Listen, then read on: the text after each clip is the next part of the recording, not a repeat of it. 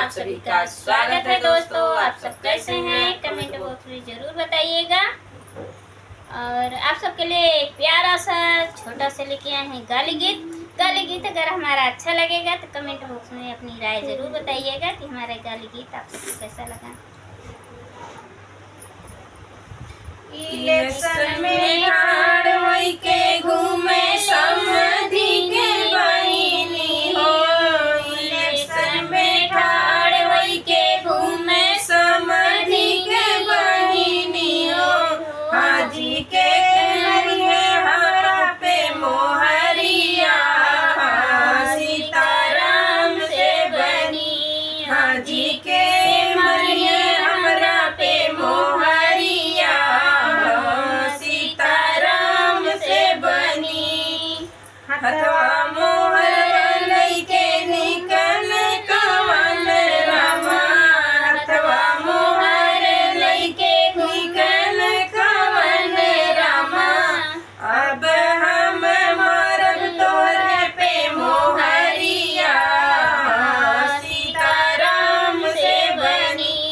आज हम मारब तोरे पे मोहरिया, सीताराम से बनी।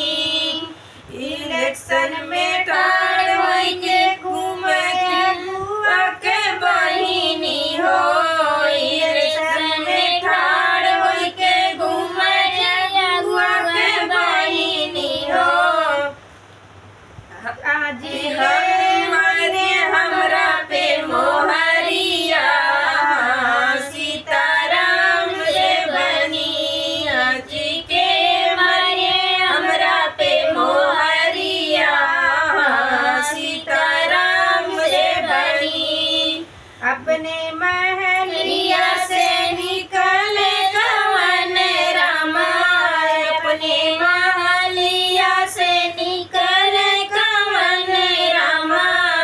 अब हम मरब तोरा पे मोहरिया, सीताराम से बनी। अब हम मरब तोरा पे मोहरिया, सीताराम से बनी।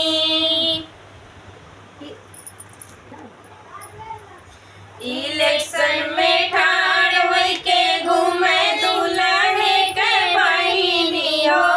इलेक्शन में ठाड़ होई के घूमे दुल्हे के बहिनी हो। अरे मारी हमरा पे मोहरिया, सीताराम से बनी। आज के मारे हमरा पे मोहरिया, सीताराम से बनी।